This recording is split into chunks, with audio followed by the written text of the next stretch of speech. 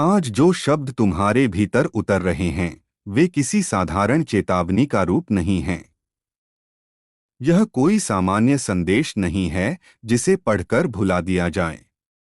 यदि तुम्हारा विश्वास महादेव में है तो यह समझ लो कि यह संदेश तुम्हें यूं ही नहीं मिला। बहुत समय से ऊपर के लोक से संकेत भेजे जा रहे थे, पर हर बार किसी न किसी कारण से उन्हें रोक दिया गया। कभी परिस्थितियों ने उन्हें ढक दिया, कभी तुम्हारे अपने मन ने उन्हें हल्का समझ लिया। लेकिन अब वह समय समाप्त हो चुका है। दैवीय हस्तक्षेप आरंभ हो चुका है। समय नाजुक है, पर इसी नाजुकता में सबसे बड़ा परिवर्तन छिपा होता है। स्वर्ग चाहता है कि तुम वह सच्चाई जानो जिसे अब तक पर्दे के पीछे रखा गया था, उससे पहले कि अगला आध्यात्मिक घटनाक्रम घटे और चीजें अपने आप तुम्हारे सामने टूटकर बिखर जाएं। तुम्हारे घर के पास जो दूसरा घर है वह उतना साधारण नहीं है जितना बाहर से दिखाई देता है। वह केवल ईंट और दीवारों का ढांचा नहीं है। वहां जो कुछ चल रहा था उसका प्रभाव केवल वहां रहने वालों तक सीमित नहीं था। वह सीधा तुम्हारी ऊर्जा से, तुम्हारे भविष्य से और तुम्हारी रक्षा से जुड़ा हुआ था। तुम्हें यह बात भीतर से बहुत समय से महसूस हो रही थी। जब भी तुम उस घर के पास से गुजरते थे, हवा का बोझ अचानक बदल जाता था, जैसे वातावरण में कोई अदृश्य भार उतर आता हो। जैसे कोई मौन निगाहें तुम्हारी चाल, तुम्हारे विचार और तुम्हारे इरादों को पढ़ने की कोशिश कर रही हों। रात के सपने साधारण नहीं थे। वे टूटे फूटे चित्रों की तरह नहीं आते थे, बल्कि उनमें प्रतीक छुपे होते थे। कभी किसी परछाई का पीछा करते हुए तुम जाग जाते थे, कभी ऐसा लगता था कि कोई तुम्हें पुकार रहा है। हल्की बेचैनी दिन में बिना कारण उभर आती थी। कभी अचानक मन भारी हो जाता था, कभी मूड यूं ही बदल जाता था। तुमने इन सबको समझने की कोशिश की। तुमने खुद से कहा कि शायद यह थकान है, शायद तनाव है, शायद मन का भ्रम है। लेकिन तुम्हारी आत्मा पहले ही संकेत पकड़ चुकी थी। यही कारण था कि बाहर से तुम्हारा मन भले ही शांत दिखाई देता था, लेकिन भीतर कुछ लगातार तुम्हें सावधान कर रहा था। जैसे कोई मौन प्रहरी तुम्हारे अंदर बैठा हुआ कह रहा हो कि यहाँ कुछ साधारण नहीं है। वह दूसरा घर धीरे धीरे एक आध्यात्मिक केंद्र में बदल चुका था। ऐसा केंद्र जहां ऐसी गतिविधियां होने लगी थीं जिन्हें तुमने कभी आमंत्रित नहीं किया था। फिर भी वे गतिविधियां तुम्हारी रोशनी की ओर खींचती चली आईं। वहां ऐसे इरादे जन्म लेने लगे जो तुम्हें रोकने के लिए थे, तुम्हारी गति को धीमा करने के लिए, तुम्हारे आशीर्वाद की दिशा मोड़ने के लिए। यह सब खुले रूप में नहीं हुआ। यह मुस्कुराहटों के पीछे छुपा रहा। यह सामान्य बातचीत और सामान्य व्यवहार की आड़ में चलता रहा। लेकिन ऊर्जा कभी झूठ नहीं बोलती। तुम्हारी आत्मा जानती थी कि कुछ ऐसा हो रहा है जो तुम्हारे नियंत्रण से बाहर है। लेकिन स्वर्ग चुप नहीं था। देवदूत हर उस वार को रोकते रहे जो तुम्हारे भाग्य की ओर फेंका गया। यही कारण है कि कई बार तुम्हें लगा कि तुम्हारी जिंदगी बिना किसी स्पष्ट वजह के अटक गई है, जैसे सब कुछ रुक सा गया हो। फिर अचानक चीजें संभलने लगती थीं। काम आगे बढ़ने लगता था, रास्ते खुलने लगते थे। तुमने इसे संयोग समझा, लेकिन यह संयोग नहीं था। यह दैवीय सुरक्षा थी। तुम्हें लगता था कि आसपास के लोग साधारण हैं, नम्र, शांत, सीधे सादे। लेकिन हर मुस्कुराहट का इरादा साफ नहीं होता। कुछ लोग दिन में सामान्य दिखाई देते हैं, पर रात के अंधेरे में उनके विचार और उनके कर्म बदल जाते हैं। उनमें से कोई तुम्हें केवल देखने के लिए नहीं, बल्कि तुम्हारी ऊर्जा को समझने के लिए नजर रख रहा था। वह जानना चाहता था कि तुम क्यों नहीं टूटते, क्यों हर परीक्षा के बाद और अधिक स्थिर और मजबूत होकर खड़े हो जाते हो? उन्होंने तुम्हारे मन को उलझाने की कोशिश की। तुम्हारे काम में बाधाएं डाली गईं। तुम्हारे रिश्तों को हिलाने का प्रयास किया गया। छोटे छोटे संदेह बोए गए। तुम्हें अपने ही निर्णयों पर शक कराया गया। और जब यह सब असफल रहा तो उन्होंने और गहरे साधनों का सहारा लिया। पर महादेव सोने वाले देवता नहीं हैं। तुमसे जुड़ा हर वार, हर मंत्र, हर छुपी हुई गलत नियत स्वर्ग ने समय से पहले पकड़ ली। तुम इसलिए थकान लेकर उठते थे क्योंकि रात में तुम्हारी आत्मा संघर्ष कर रही होती थी। तुम अचानक बिना वजह घबराहट महसूस करते थे क्योंकि तुम पर आध्यात्मिक दबाव डाला जा रहा था। लेकिन अब यह दबाव जारी नहीं रहेगा। स्वर्ग केवल देख नहीं रहा है, अब कार्रवाई हो रही है। महादेव कहते हैं कि तुम्हें इस स्थान पर संयोग से नहीं रखा गया। जहां अंधकार अपनी जड़ें जमाने की कोशिश करता है, वहां भगवान अपना योद्धा भेजते हैं। और वह योद्धा तुम हो। तुम्हारी रोशनी साधारण नहीं है। तुम्हारी उपस्थिति दीवारों के पार तक महसूस की जाती है। जो शक्ति तुम्हारे भीतर है, उसकी नकल कोई नहीं कर सकता।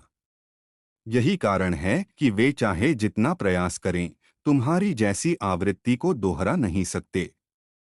तुम्हारी कृपा, तुम्हारा उद्देश्य और तुम्हारा अभिषेक यह सब जन्मजात हैं।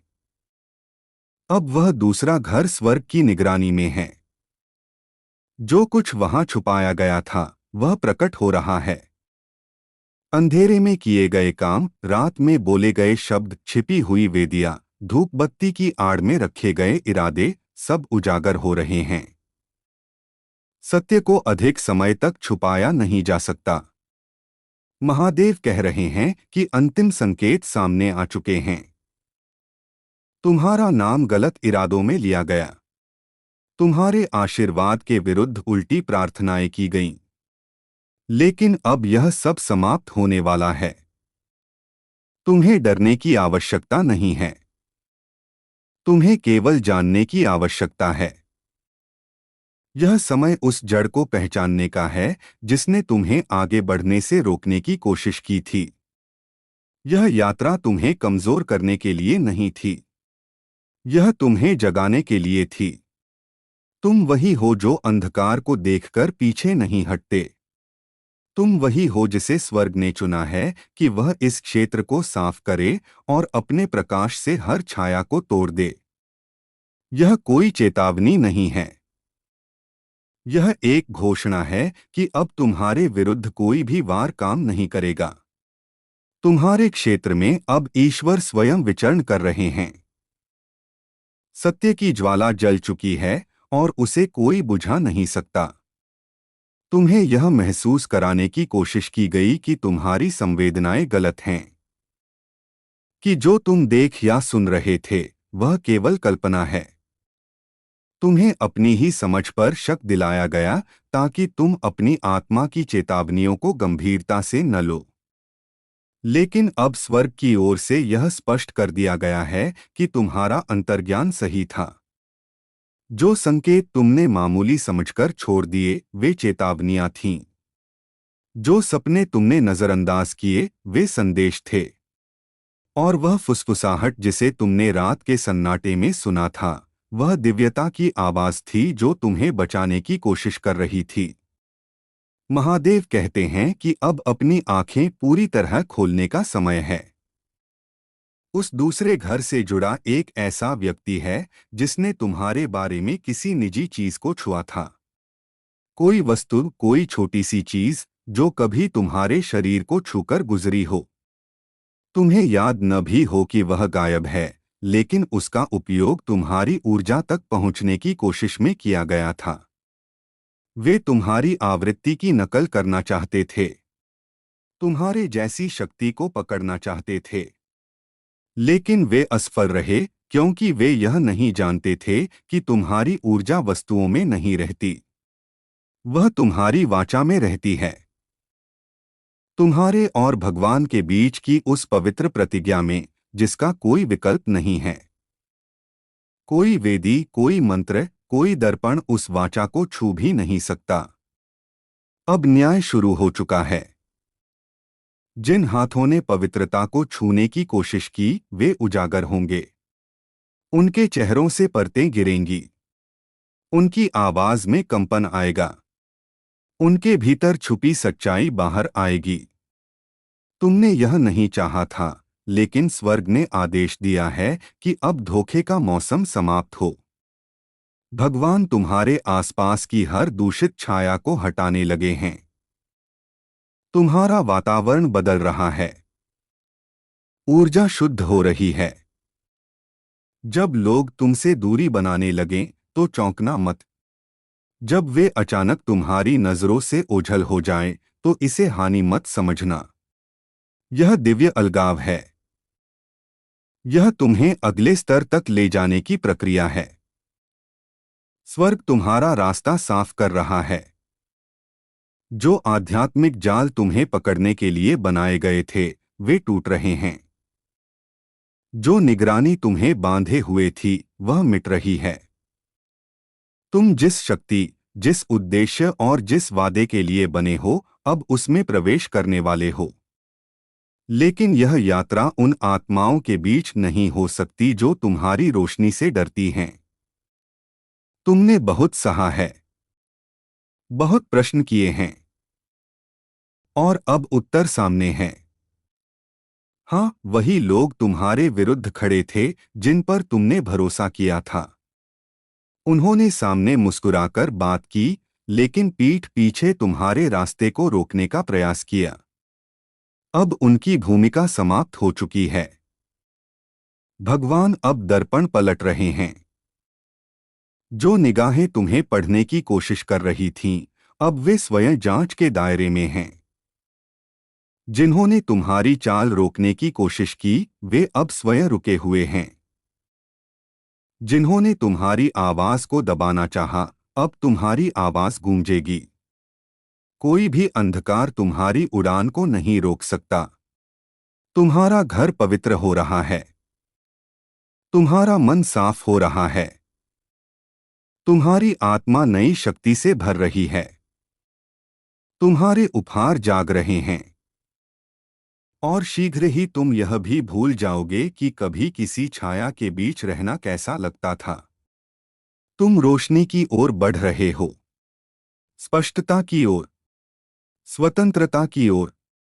जो बातें वे तुम्हारे बारे में छुपकर कहते थे, भगवान उन्हें तुम्हारी उन्नति का मंच बना रहे हैं।